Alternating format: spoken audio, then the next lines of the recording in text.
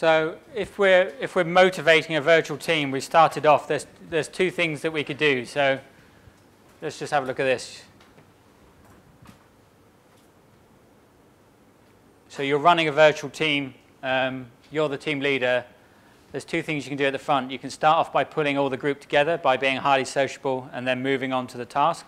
Or you can start by really focusing on the task first, getting them to start working together, and then socializing afterwards. So which route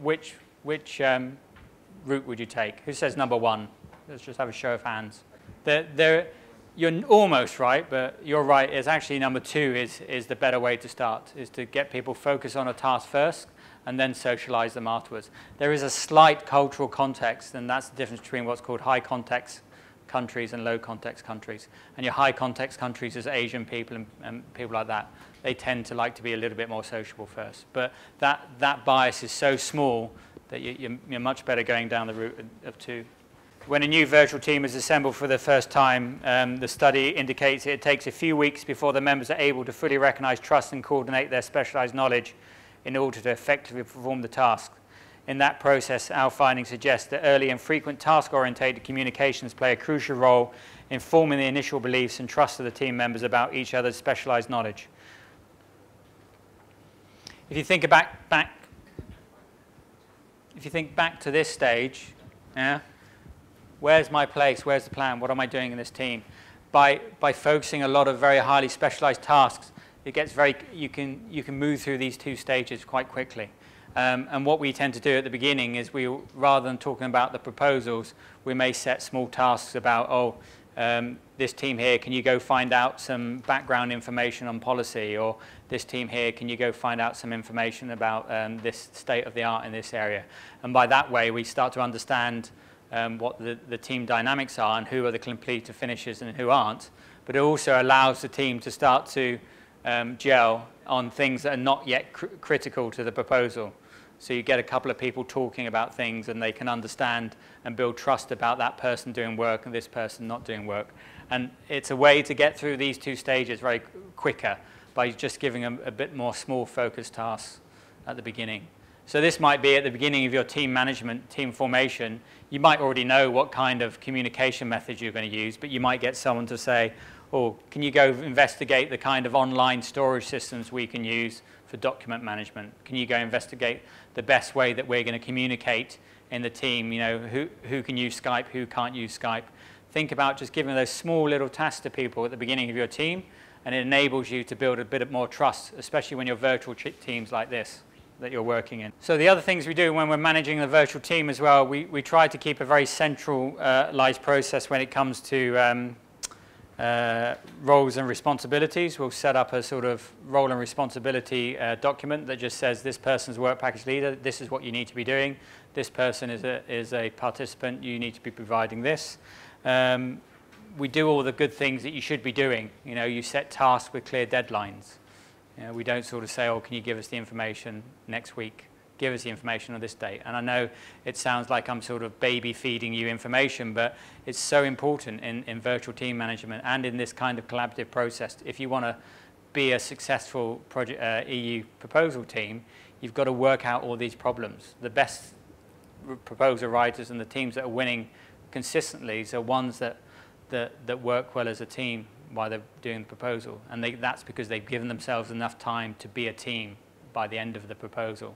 It's not good enough just to pitch up and say, yes, okay, we'll be a member, and then not provide any content and any and work in the team effectively. The reason being is that at the end of the proposal process, you may actually win.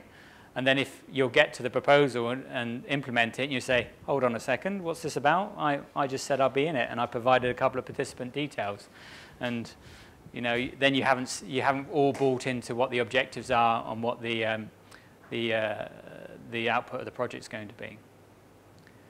The best teams also are the ones that start off with a good vision first. So when we're developing the process, we don't start off by thinking, you know, what the work packages are going to be. We spend a lot of time at the first month or so working out what the vision statement for the project is going to be. What is it going to do? How are we going to change the world with our idea? Because if we have a good vision statement, from that vision statement we can work out a very good objectives. What are the objectives that are going to give us that vision statement?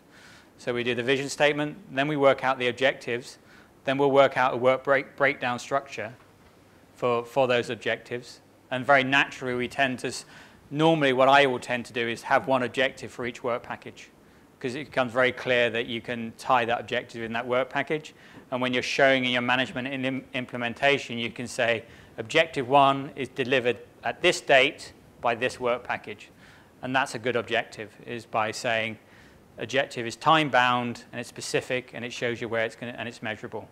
So you say in your first page, objective 1, we're going to build a development platform in ICT by this date, and we're going to verify it by the output of a work package 3. Very, very clear and easy. Then once we've spent some time sort of working on the objectives and vision as a team, we'll then look at going into the proposal writing process. And we don't get out the Part B template until really the last 2 months of the proposal. The first couple of months are just really talking about objectives and the work breakdown. And then we'll go into actually writing the proposal itself. If you read a lot about management theory or the people that are successful, the best way of planning and project management is to have a clear idea of what the end goal is and work back from that. We tend to when we do planning, we tend to become more task focused and go, oh, I need to do all these tasks to get here. But actually the best way to do it is say, what's my end goal? What's this project going to pull out? What's the last thing? What's the main objective, the main product? And once you've worked out what the main product is at a very high level, then you break that product down into the small deliverable parts that it's going to be. So, for example, a very simple example is building a house. If I was building a house, I would say, right, the house is the main product. And then I'd describe that house in a lot of detail. I'd say, well, the house is going to have a red roof. It's going to have this kind of brick. It's going to have 4 windows on the front. It's going to have a red door. It's going to have this size of garden. And then once I've described that final product in detail, then I can start working out what are all the other products or the other tasks that need to be done. So then I will think, okay, red roof. So I need to think about, I need to have some red tiles. And then once I've got red tiles, I'll describe those red tiles. Well, these red tiles are going to be made out of clay. I want them to come from this area of Spain, for example. And then you can say, what are my tasks to get that? So you don't start working on tasks until you've really described your end products really, really well. So we'll spend a lot of time at the beginning, the first 2 months, describing what the outputs are going to be of each work package, describing what the whole output of the project is going to be, and then we'll start working on the tasks that deliver that. Because that will naturally, when we start writing, show that we've got a thought process of how we're going to deliver our proposal. And if you remember from this morning, we said the most important thing is to show that you've got good management and implementation. You show good management and implementation by showing that you understand your final product really, really well and how you're going to get there. So what I've said, the initial idea and scope that you've come up with, how long are we going to start our proposal with this idea? How long before the project starts are we going to have this? We're going to start thinking about this idea. A couple of years, yeah, even better. I would even, yeah, that's probably a bit too long. 6 months maybe is a good, it's just before the deadline, yeah, is to start thinking about it. And if you've done your information gathering exercise correctly, you understand where policy is going, and you've talked to the Commission, you could have got hold of a draft work program already. You would already be able to form the ideas that are going to meet those draft work programs and those draft ideas. Yeah. I mean, the work programs, the actual high-level work programs are published quite early, so you can spend some time before the call thinking about what your ideas are going to be. So for that initial idea and concept, we tend to then we'll do this short summary, an overview, and that tends to be 1 or 2 pages, and that will just be 1 or 2 pages. It will just have the project objective or the high-level vision goal that we've come up with at this point of time. You know, okay, we're going to do a project on stopping, helping people pensionable people access public transport. That's our idea. We're going to do this by having mobile phone applications that, whatever, blah, blah, blah, blah. It's a very high-level sort of project vision statement. And then we might have some very high-level objectives at this stage. But they're not objectives that that will end up in the project. There might be just, design our application, do market research on the needs of pensioners and public transport, find out, produce some policy and document requirement. I'm interested in pulling together a consortium of this. So when we've got this short overview and summary, we might then say that, okay, now I've identified the kind of people that I think would need to work in this proposal. Then you start doing your consortium building and thinking about how you're going to build your consortium.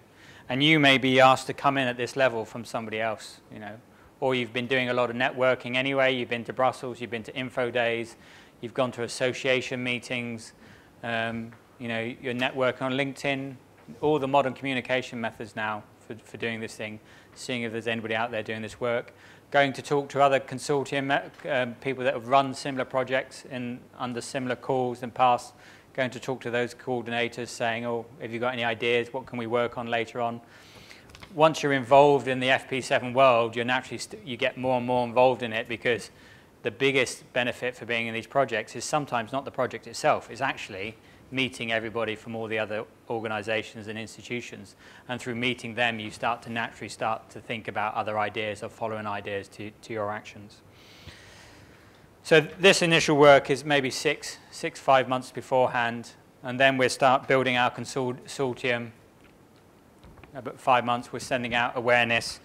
We'll have initial consortium meeting where we bring everybody together, and we'll have a kind of brainstorming session on the vision, on the objectives, and we'll spend another good month just talking about the vision and objectives in detail.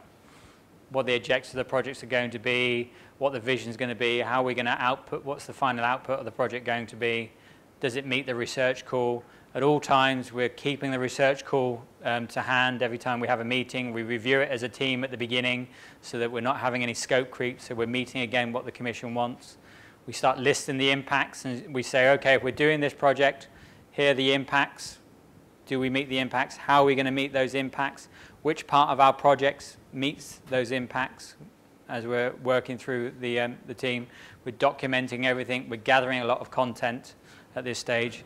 And then maybe 2 months before, we'll start working into a proposal development, and we'll start looking at putting all this information down into the proposal template. And it's important to make a team of the consortium, because the best team is the one that works together and buys into the vision and shares the vision as well, to write something down that's nice and coherent and has a single unity purpose. It's very easy to read a proposal and see that that people are not buying into the proposal, or you've just pulled in people at the last minute to fill this idea, because you can't see that they all share the same vision. And you can tell that when you read the last section, which is the bits about consortium, where it says, what's your consortium doing, and provide participant profiles. What people tend to do is that they'll take the blurb from their website and put that in. That's not what you should be doing. You should be writing what the participant is doing in this project and why they're good for this project. And that information only comes out because they've been involved in the proposal development process heavily, and they know what kind of skills they're going to bring. It's a job interview, isn't it? It's a CV that you're writing here. You wouldn't have a CV for a job, for one employer. If you're going for an employment in one area, you'd change your CV, wouldn't you? Yeah? Everybody says to do that. So why don't you do that when you write a proposal? Why don't you change the CV or the organization for every single proposal that you're writing? You've got to show that you're the best team for the job. Sometimes, okay, you have a very initial idea, you've got a concept idea, but you've built that concept and idea based on what the research calls are coming out to look at. Don't make the mistake of having an idea that you've got and you've not got it funded, and you keep putting it in trying to get it funded because you've got a very particular idea of what you want to do, because that's your idea. It's not the Commission's idea. It's not a you focus, is it? It's a me focus. I've come up with an idea that I want to get funded, and that's my idea, and I'm trying to get it funded. And why doesn't it get funded? Well, because you've developed the idea independent of what the Commission wants. So don't make that mistake of developing a really good detailed idea and then trying to put it into a European funding context. because it'd be very obvious that that's your idea, not what the EC wants. Your idea is developed in collaboration of what's coming out for what the EC wants and what the research calls are. If you've got that kind of project that's very, very detailed or very specific, then I would suggest you look at other funding methods rather than EU funding to get it funded. There'll be other funding out there that's not based, and national funding maybe is the best place for that, because sometimes national funding is a little bit easier to access for these things. If it's EU focused, it really has to come from what the EU's been looking at and researching. Smaller focused consortium are preferred over large ones. Now, if you look at the evaluation report from OBINET, you'll see that there's 34 people in that consortium. Yeah? So we said earlier the only reason they won was, one, because they were the second people that was in a call that was only going to fund 2 people. 2, they're allowed to do it because they're Urtico, and they get away with it. Urtico has 20 years experience in managing FP7 research projects. The Commission knows they're going to be able to manage a consortium of 30 people. Most consortiums will have 6 to 12 people in it. Anything more than 12, you're starting to run in a little bit of problems in terms of your size and your scope and the amount of people that are in it, because you'll start to get too much overlap. Yeah? If you want to show that you're a strong consortium, you want to show that each partner has a particular role in that consortium and meets the needs of that research item. Yeah? If you start going over 12, it's very easy to get overlap. We didn't talk about it earlier, but STREPs, specific targeted research proposal projects. Yeah? Specific targeted research project. So STREPs are focused on one idea or one research question. They don't tend to be very wide. So, you know, if you're starting to get over 12 people, you're going to have a lot of overlap in your consortium. You know, you're going to have two or three academic partners, and they all want to do the same thing. Then, you know, it muddies the consortium, and it muddies the way that you start putting in the resource. Integrated research projects are normally 10 to 17 people. Anything over that starts to get a little bit unwieldy and handly. Urtico is a very specific case in point because they're very well experienced in managing these proposals. They get away with it. And obviously, we said this time and time again, read the guide for applicants carefully. And if you're not a completer finisher, don't read it. Get someone else to read it. And what we'll do is that I'll read the guide for applicants, and I'll put it in a table. You know, not me, because I'm not a completer finisher, but we'll get someone to put it in a table and say, look, here are all the requirements we've got to meet, so that we know that, and we tick them off as a checklist. Yes, we meet this. Yes, we meet that. Yes, we meet that. I mean, don't get thrown out on something so silly that, you know, just because you thought that it was 3 member states, like it's always been, but for some reason under this call they want 5 member states, or for some reason on this call they want a country that's not in Europe but one of the associated countries that can come in. Yeah? You know, make sure you read the guide for applicants carefully. And obviously the guide for applicants changes for every different research area itself. Consortium building, before we move on to the different section of the proposal. So, I mean, the best method always for a consortium is people you worked with before. So exactly right, what you've just said there. You know, pick amongst your own peer group. Pick amongst the people that you've had done before. Pick amongst the people that you know have worked in projects. It's the reason that we never go to the directory to pick a plumber, do we? Yeah? If you need a plumber, you ask your friends who's the best plumber. Yeah? And it's the same again. When you're selecting partners, if you're going to work with somebody that you haven't worked with, always go on personal recommendation. The Commission have this service called Ideal List. Never select a partner off that. Never select a partner off that, no.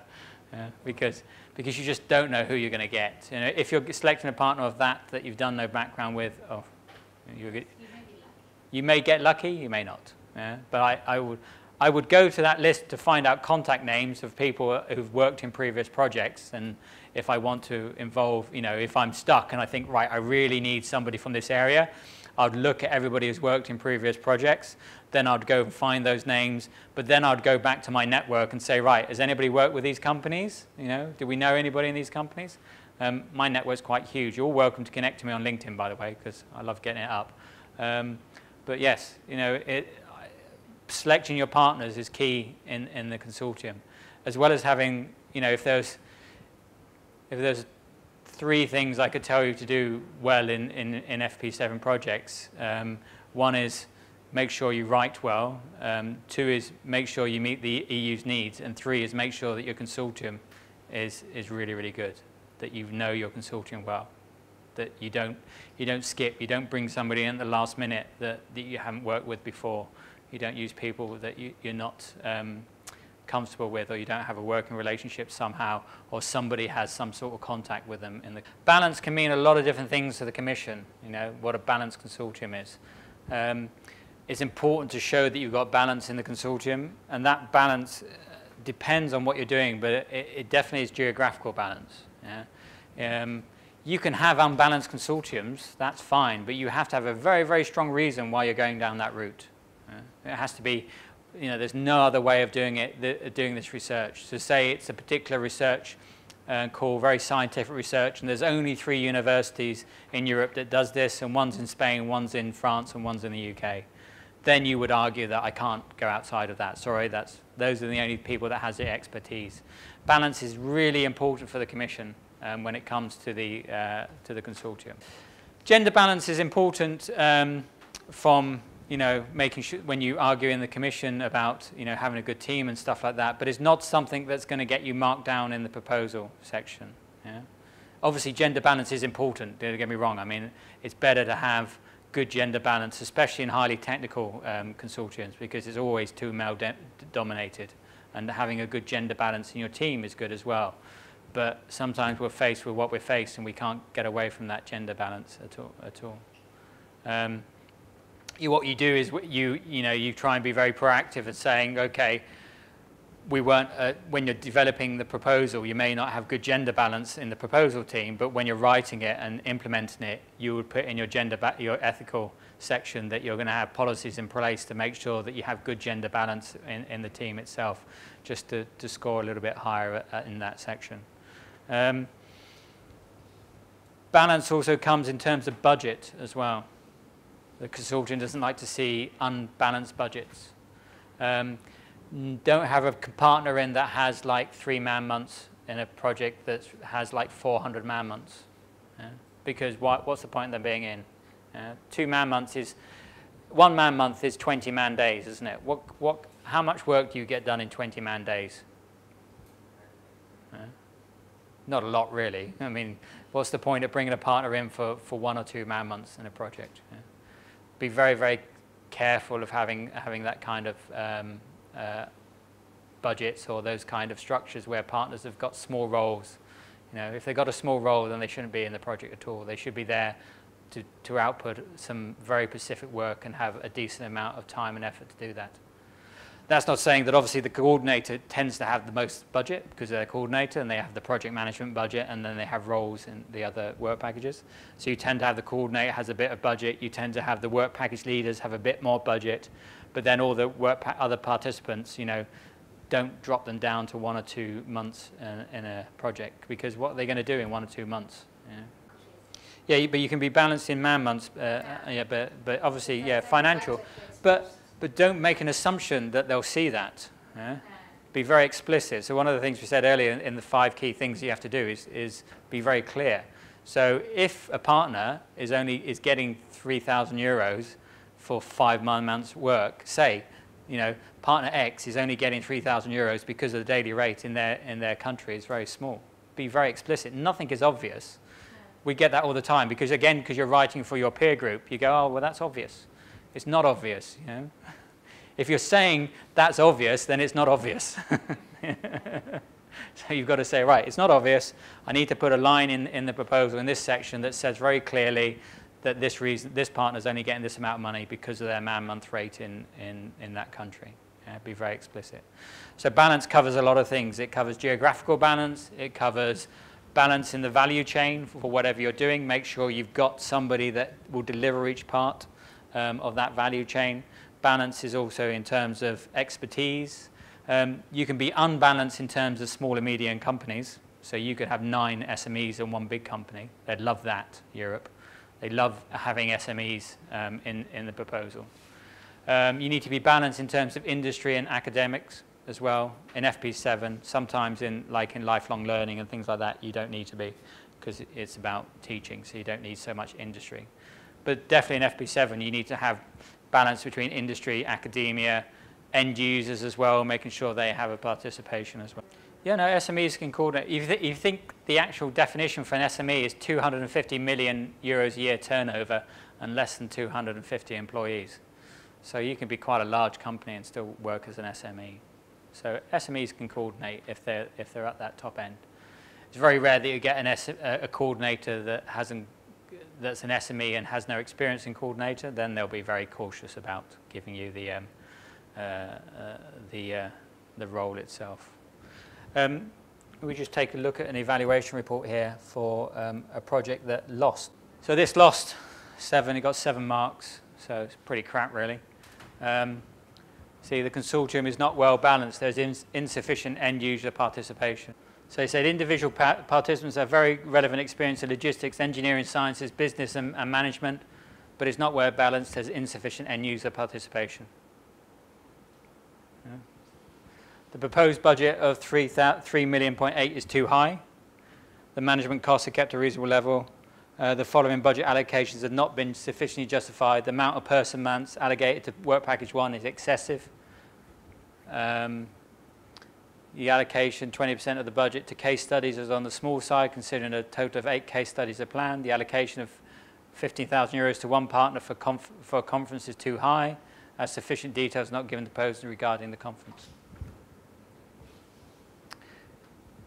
This is a particular problem with just to have a little bit of a side discussion here with this.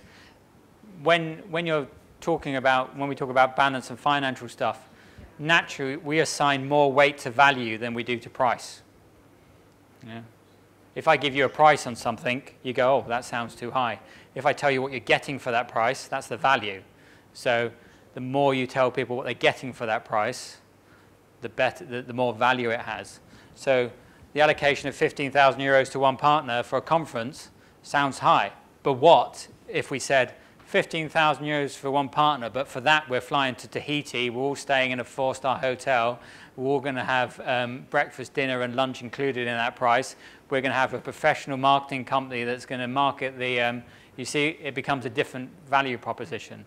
And that's what you need to describe in these sections. Yeah? It's describe the value. Universities are very, what they tend to do is they say, oh, we need a server. Well, why do I need a server? Tell me what that server is going to do. Tell me why you need that particular brand of server. Tell me the capability of that server. Tell me what's going to happen when that server comes into the project, how much more extra work is going to be done, how much more calculations is going to be achieved by that server, how much data you're going to put through that server. It becomes a different value proposition. So you've always got to assign value. Yeah? So it's again with the same concept we said about, okay, this partner's got 10 man-months, but they're charging 3,000 euros. Well, we get 10 man-months of work for 3,000 euros. That's a good value proposition. The coordinator gets it, and he should send it out to the participants to say they failed. So here, let's look at this first paragraph. The project concept is sound, so it's a decent idea, maybe. The proposed 8 case studies are relevant to the global objectives. The proposal gives insufficient information as to why each case study is unique and how the outcomes of the case studies will combine into an efficient and purposeful synthesis. Cross-border issues receive little attention, although they're essential for an efficient integration of terminal networks within the supply chain. Cross-border issues. We're talking about Europe, aren't we? So we've got to talk about cross-border issues. It's Europe. We're not going to do something that's so quite clearly we're not having a European focus here. We've just talked about, oh, we're going to have some form of multimodal terminal, and we don't explain how that's beneficial to Europe and how it's going to have impact in other European countries. You've got to show why your idea is unique. That's language use again. They haven't sort of sufficiently done any kind of state-of-the-art or gathering, sorry, it's not language use, it's information gathering exercise. Didn't spend enough time understanding the uniqueness of their idea, didn't spend enough time working out what else is on the market, what the state-of-the-art is like, how we're different from the state-of-the-art. We don't explain how clear expectation, how objectives will be achieved. The objectives probably didn't have weren't time bound, didn't show where they were going to be achieved in the work packages. You know, they probably wrote the work packages first and came up with objectives at the last minute. So they got 2 for that. They got 2.5 for the quality and efficiency of the implementation of the management. Do you see here, it says that the proposal includes a risk plan, although the information on mitigation, actions and impact is insufficiently elaborated. That's plain English there. That's not saying, that's not having a load of verbs and saying, we will do this, we will have this risk plan, the project will do this partner is going to do that. It's having that plain English kind of talk and being very direct with your language, showing who's doing what and when they're going to do it. What about potential impact? It is not clear how specifically how green hubs will contribute to the expected impacts listed in the work program. But that point there is a very good point. So what is social integration? So I would have spent some time reading the call text. I understand what you mean. The call text is vague for a reason because they want lots of people to promote. But I would have gone then and said found out as much as possible what the Commission means by social integration. Talk to the project officers, talk to the policy people, understand in detail where this social integration comment has come from. A lot of the call texts sometimes are written by the associations, or the research associations that are based in Brussels. Yeah? So in the field that I work in, a lot of the ITS calls, a lot of the intelligent transport calls, the text is actually written by Ertico. So you can go back to Ertico and say, oh, what do you know, what's this bit here? What do you mean by that? What is your definition of social integration? It comes back to having that very thorough information gathering exercise right at the beginning of your proposal and reading the text thoroughly, making lots of notes and finding those uncertainties there and trying to clarify them with the Commission. And yes, okay, you may at some point not get, you know, you may not get the information you need, you may to have a best guess. But the more information that you've tried to collect up front, the more you'll be able to understand where that social integration term has come from itself. Yeah. It's not good enough just getting the call and reacting to the call. That's the point. You know, don't wait for the call to come out and then react to it. Try and get the call text or understand what the call text is going to be 2 or 3 months before and work through to understand why they've arrived at that call text and then start looking at it. You can be technical and you can be academic. But make sure your language is not academic in the way that it's put across, that it's not in the passive voice. So you can be very active in your language and intelligent, but you don't have to be, you can still be technical and academic, but do define terms like that, social inclusion. Do set out and say, right, we have defined social inclusion in this method. Don't leave it up to assumption of the evaluator or reader, because you've got to think who your reader is. So if you've got a term like that, we say, right, our scope of our project is social inclusion, and we have defined social inclusion as X, Y, Z. Yeah? And you can be very clear on that term and topic, yeah? Because that's writing for your peer group again, and you understanding what you think social inclusion is, but not communicating it correctly to the evaluator. Yeah, define that in the text itself. Yeah, say if you've got things like that, if there's stuff where there's uncertainty of what you think it's going to be, then yeah, define that up front. Say, we think social inclusion, we think you mean social inclusion means this. We've arrived at that definition of social inclusion because we've looked at all these policy objectives and we've looked at X, Y, Z. That's why we think this is social inclusion. So let's look now at the FP7 proposal template.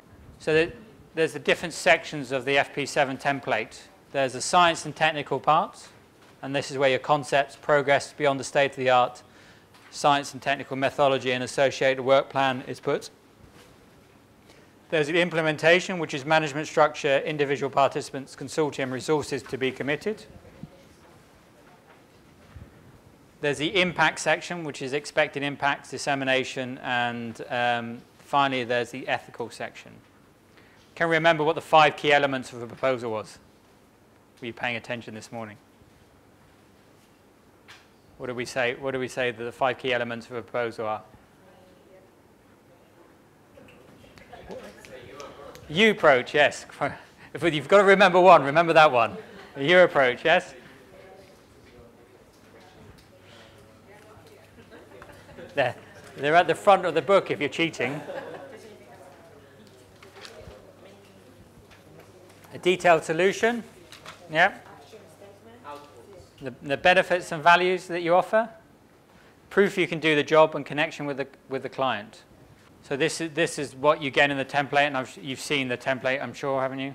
Or you've downloaded it, or if not. So this is the template that you get already, and you get guidance notes in the template. It's an amazing amount of people that don't read these guidance notes. Maximum length for the whole of section 1 is 20 pages. Isn't that an eligibility requirement? I've read proposals that the whole section 1 runs into 35 pages. Evaluators are told if it goes over 20 pages, ignore the rest. Not doing 20 pages won't get you thrown out at the eligibility stage. You know, this is not a have you got the right people in the consortium? Have you got 3 member states? But it's a guidance note in this section.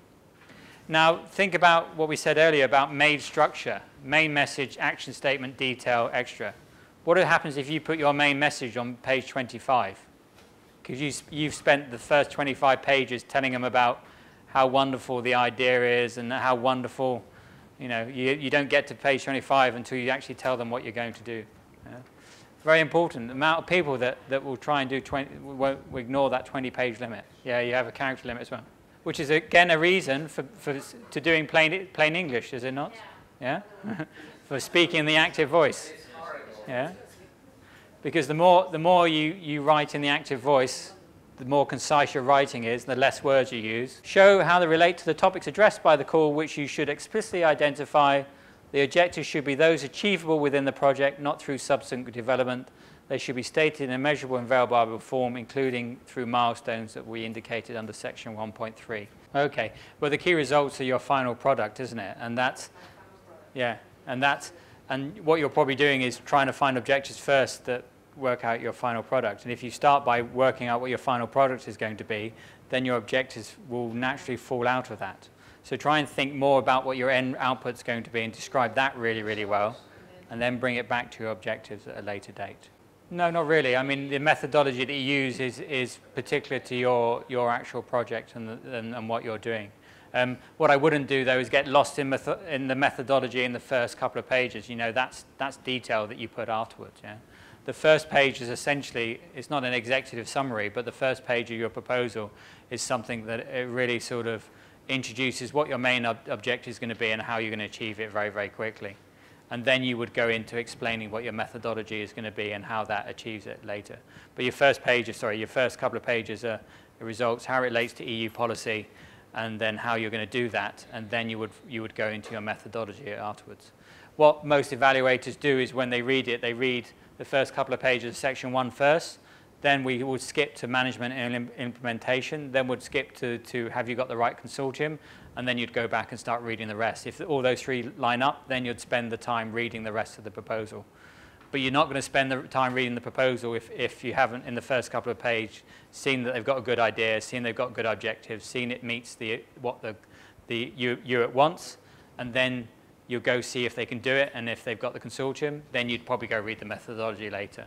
So don't make the mistake of putting all the methodology up front, because that's extra detail that I'll go find if I need to go find it. But I'll make my decision about a proposal very, very quickly. As we said earlier about the way people make decisions. It's an emotional thing, and I'll make it in the first sort of couple of minutes, and then I'll try and go confirm my first decision or not. Yeah? And once you've made that decision, it's very rare that you'll change your mind. Progress people on this, describe the state of the art in the area concerned and the advance that the proposed project will bring about. If applicable, refer to results of any patent search you may have carried out. The bigger mistake people do in this area is that they just list the state of the art. They say, oh, there's been this research, this research, this research. They don't actually do the next step and saying, well, here's the state of the art, here are all the gaps in the state of the art, and this is how our project fills those gaps in the state of the art. Yes, more or less. I mean, this section is really just talking about conceptually what your large outputs are going to be, what your final objectives are going to be, what your goals are going to be in the project, and how you're going to deliver them. It's not the detail. That's what, well, section 1 does do that, but that's what the work packages are for. The work packages go away and do that. This section really is hey, I've got a really good idea. This is my vision for it. This is how it's going to change the world. This is how it meets EU objectives. And this is the high-level methodology that I'm going to use to achieve it. And then you go into the work package that then tell you the detail of how that's going to be done. It's very abstract, and we'll see MobiNet do it really, really well, and that's why they scored quite highly in the... Okay, so then we have the section 1.3, which is the work plan. So you break your work package down into different components. Well, we're not going to talk about the mechanics of breaking down work packages and stuff like that. That's a whole other course, and if we had the 2 days, I will talk about it. But you know, generally, what we try to do is have you can have different models. You can have the V model of work package and breakdown. You can have a waterfall model where you do one thing first, deliver something, do another thing first, deliver it again. You know your subject area best, and you know how you're going to deliver that project and what's the best sort of work plan to do. But here you're looking at consortium management assessment of progress and results. So you describe the overall strategy of the work plan. That's 1 page. You show the timing. The timing is not in your page count, so that's just 1 page of a Gantt chart. And then all your work package tables. Again, those are not in your page count. These are not in the 20 pages. So your 20 pages is just the wordy bit for what your concept objectives are and what your state of the art is going to be. Graphical, that's not in your work plan. Describe any significant risks and associated contingency plans. A lot of people sort of take a very sort of template approach to this, but you've got to spend some time in your consortium process to understand what the risks of your project are. For example, if you're doing survey data on human trials or something, you may say, oh, what happens if we can't get enough participants? You've got to think about what the risks are to your project and make sure you describe them well in this section. Don't take a generic approach to this. The number of work packages should be appropriate to complexity. I mean, generally, you tend to have one for project management, one for dissemination, and then however many you need. I tend not to see anything more than 8 work packages. Because you're only going to have a good project will only have 4 or 5 objectives. Anything more than that is going to be quite different, unless it's an IP, and then you may be delivering sub-objectives. But in a STREP, you're only going to have 4 to 5 objectives. If you're saying one objective is going to be 1 or 2 work packages, then you're not going to need more than 6 work packages to deliver that. If you start putting 10, 11 work packages in there, straight away the evaluator is going to think, oh, this is a bit overcomplicated, it's a bit too wide scope, they don't know what they're doing.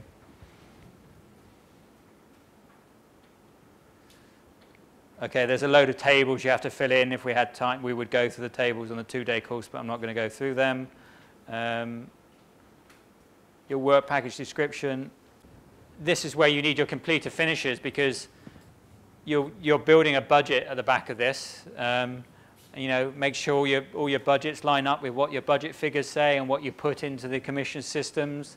Because it will mention it in the evaluation report. One of our tasks is to go and make sure everything lines up. The reason being that this bit becomes a contractual obligation. So, it's got to be right. Otherwise, you may end up saying, oh, we needed 10 man-months, we only put 4 in the work package, then the Commission will only fund you to 4. The Commission wants to get value for taxpayers' money.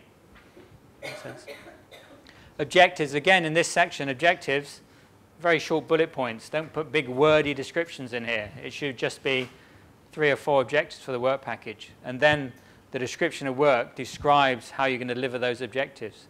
And again, the tasks are very task-orientated. Don't make the mistake of using this description of work here to make it a solution statement because you felt you haven't got it up front in the first 20 pages. It's a work plan. It's saying, we'll do this, we'll do that. This partner's going to do this. This partner will achieve this. This partner will deliver this work. And deliverables, no more than 2 deliverables per work package, unless, it's something like a dissemination where you may say, oh, we're going to have leaflets, we're going to have this. The reason being is that every single deliverable, you're going to have to get it checked. You're going to have to get it quality checked. You're going to have to send it in the commission. Somebody's going to read it in the commission. Somebody is then going to evaluate the progress of your project based on that deliverable. The more stuff you give them, the more they'll find wrong with your project. And the more grief you're going to get at your annual review. So we tend to have 1 or 2 deliverables maximum.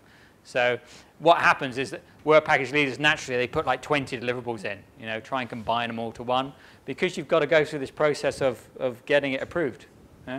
So we tend not to have more than a couple of deliverables, unless we can really, really justify it. Yep. 2? Yeah, 2. Work package? For each work package, yeah. I tend not to have more than a couple, unless I can really, really justify it, because it's just the fact that if you turns into a project, the process of having to give deliverables to the commission is so hard and so involved. You've got to write it in the template, you've got to get it checked by your consortium members, you've got to send it in, someone's got to read it, and they've got to send it back to you, and you're going to get measured on this. Again, I would say, make sure your tables are filled in correctly as well. That's the complete or finisher task. So, did you see how big section 1 is? Do you see why people put so much time and effort on it, and then they come to this bit, implementation, 5 pages. Oh, that's going to be easy. But those 5 pages are going to be the pages that could win or lose you the project. And you put all this effort up front, and it comes to the last month, and you're going, oh, okay, we'll just put something generic in. Your organizational structure and management are very, very important to your project. Individual participants, obviously, you get 1 page for each person. The amount of times, like I said, we see just cut and paste. Don't make the mistake of cut and pasting in individual participants, because this section is so important to whether can be the winning or losing, because you may have an idea that's okay, it's 3.5, but if you've really written well who the consortium members are, why they're important to this job, why you've got the best team, why their expertise is stunning, it's really having a good CV for the people that's in the project. And people will sort of give you a blurb, give you a cut and paste from the website or a cut and paste from their CV. No, try and write each participant, for the project itself. Take that initial information and spend some time talking to the people and saying, right, let's think about your expertise in this job. Let's think about your CV. I haven't got my CV in me. My CV is written very much in a way that it's not, it's more conversational. It's more, I completed this project and I did this and I was managing these people to get these kind of outputs. You want to have that kind of conversational, active voice style in here. None of this, Dr. So-and-so is very renowned in his profession and has completed several papers on this subject. No, I don't want to hear that. I want to hear what his research has been that's really needed to deliver the project outputs. Why do we need this professor and no other professor on the planet? No, we would signpost the text. So we would say, it's a participant profile. And we would, if it was a building cloud computing platform for transport, and it was a particular company, we would say AIMS has delivered cloud computing for Liverpool, and then that would be our subject heading, and then we'd go in and describe that. And then we may have another subject heading of building on this experience, they've delivered cloud computing for another city, and describe that project a little bit better. And then maybe if you're describing the person, you'd say, excellent expertise in cloud computing security, and then you say John has delivered several papers on this subject at these events were well received and has explained in detail. Do you see the differences? You're being very direct with what that person's done and the experience they need, because what people will do is that they'll send you a very bit from their website that says AIMS is a cloud computing company that's based in Liverpool and has several customers. Well, that doesn't tell me anything about why I need them for this project. It just tells me they're a cloud computing company. You need to tell the person why they're needed for this project and why they're experienced. And then consortium as a whole, you have no limit for this. And again, it's making this story again. It's because you've done all this work, it's a story. Why did you bring the consortium together? Why did you select that partner? Why are you having this partner? What are the strengths of this partner? What are the weaknesses of your consortium? Remember, we said assume nothing, leave nothing for the evaluator to think himself, because if he thinks it himself, he's not going to have the same opinion as you, maybe. Yeah? That's called self-projection bias. We project on other people what we believe we know ourselves because we know it, we think they know it. So here you've got to say, no, we've got some weaknesses in this consortium. These are our weaknesses, but we're going to mitigate them by doing this. So, carry out a SWOT analysis of your consortium and show that in this section. Show how well your consortium is formed and, the reason why you brought it together. So the resources to be committed. So you only get 2 pages for this. So this is not where you're talking about because in the mechanics you upload your budget to EPSS and you've done your nice budget sheet. But here you're talking about value here. What's the value to what you're doing? You try and describe, we've got 10 partners together, 400 man-months. These partners have low rates in their countries, so we're getting a lot of work out of them for minimum amount of money. We're getting a lot of value for taxpayers' money. It's taxpayers' money at the end of the day, and sometimes it's 75% of taxpayers' money, and sometimes it's 100% of taxpayers' money. If you were giving 100%, of your wage to somebody, wouldn't you want to know how it's going to be spent in detail? Wouldn't you want to know what value they're going to get for that? So it's about providing value statements in this section. So if you're spending money on hardware, don't just say we need this. Tell them why you need it, what it's going to do, why the project needs that particular bit of hardware, why the project couldn't operate with that bit of hardware, what the capabilities of that hardware is going to be. And you only get 2 pages for it, but it's very important to show a lot of, make a lot of value statements in this. It's not, some people sort of just do, oh, here's a sort of split of the money. It's going to these kind of partners in Eastern Europe and stuff like that. No, that's not a good way of approaching this section with that kind of table. A good way is having a good statement for each cost. We're spending X amount of money on personnel. This is enabling us to put a lot of effort into the research question, which needs highly focused, intelligent people on the resource task.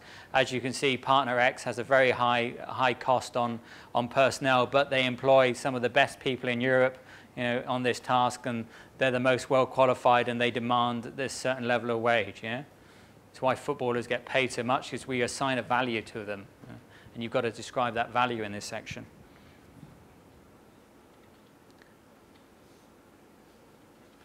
So impact you get 10 pages for, and again again it's so important, the impact, but you get 10 pages and you've got to describe in this section the impact that your project's going to have, and also the dissemination, how you're going to market it as well, and the expected impacts in the research program. And I'll show you on the Smart Fusion project, they've done their impact section really well because they scored highly, and we'll go through how they do their impact section quite well.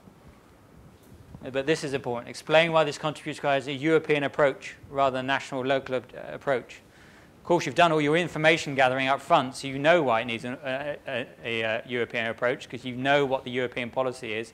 You've done your state of the art. You know why you need Europe to progress the state of the art, because maybe you've seen, yes, in this country there's good state of the art, but we can't make that state of the art go forward until we apply it in other different contexts in other countries. So that's why we need a European approach on this. And dissemination describes measures you propose the dissemination and exploitation of the project and results. This is another area that people were very light on, and they sort of give a couple of lines for exploitation. But this comes back to why you're in the project in the first place. What are you hoping to get out of it at the end? What is being in this project going to give you that not being in the project gives you? This is what you need to describe in this section. The exploitation part can't be sort of, oh yes, we'll take the results and we're going to do something with them. It needs to be something very specific, saying, no, the results of this research enables us to set up a new PhD program that's going to fund and progress the state of the art in this area, making us the best university for our subject area, increasing competitiveness in the area of ICT or whatever. Do you see the differences that you have to make in the exploitation section?